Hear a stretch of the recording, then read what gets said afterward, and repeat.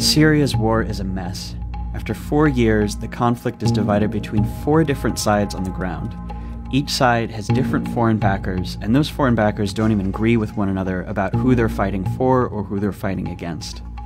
To understand all this, the crisscrossing interventions, the moving battle lines, it helps to go back to the beginning of the war and watch how it unfolded.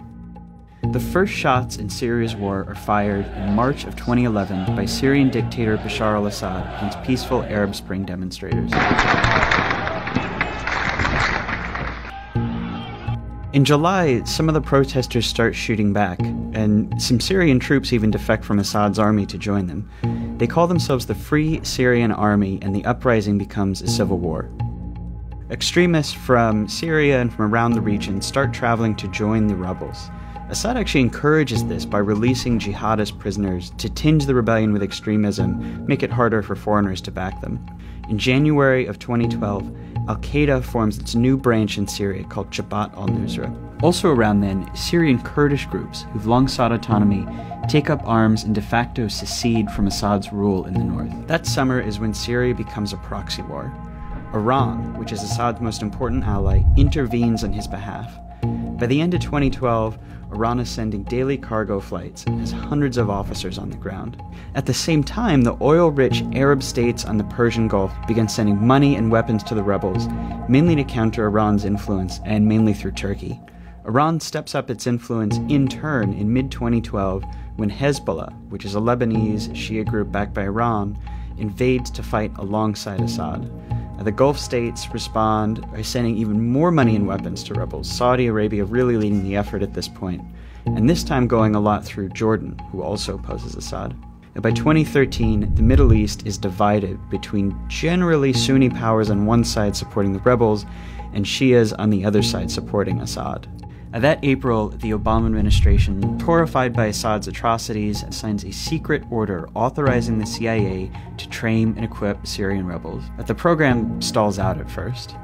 At the same time, the US quietly urges the Arab Gulf states to stop funding extremists, but their requests go ignored. In August, Assad uses chemical weapons against civilians in the town of Ghouta. Men, women, children lying in rows, killed by poison gas. It is in the national security interests of the United States to respond to the Assad regime's use of chemical weapons through a targeted military strike. Russia proposed on Monday that Syria surrender control over its chemical weapons to the international community for its eventual dismantling to avoid a U.S. military strike. The US ends up backing down, but the whole thing establishes Syria as a great powers dispute, with America against Assad and Russia backing him. Just weeks later, the first American training in arms through that CIA program finally reached Syrian rebels. The US is now a participant in the Syrian war. In February of 2014, something happens that transforms the war. An Al-Qaeda affiliate, mostly based in Iraq, breaks away from the group over internal disagreements over Syria. The new group calls itself the Islamic State of Iraq and Syria, and it becomes Al-Qaeda's enemy. ISIS doesn't fight Assad. Instead, it fights the other rebels and it fights the Kurds, carving out a mini-state in Syria that it calls its caliphate.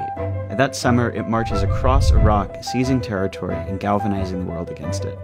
Then, in September, almost exactly 1 year after it almost bombed Assad in Syria, We're moving ahead with our campaign of airstrikes against these terrorists, and we're prepared to take action against ISIL in Syria as well. that summer, the Pentagon launches its own program to train Syrian rebels. But unlike the CIA program, this one will only train rebels who fight just ISIS, not Assad. And the program fizzles out, showing that America now opposes ISIS more than Assad, but also that there's really no like-minded force on the ground in Syria. In August, Turkey begins bombing Kurdish groups in Iraq and in Turkey, even as Kurds are fighting ISIS in Syria. Turkey also doesn't bomb ISIS in Syria. All of this deepens tension with the US over this question of whether they need to treat Assad or ISIS the primary enemy, and creates a lot of confusion among the Kurds about where the US stands.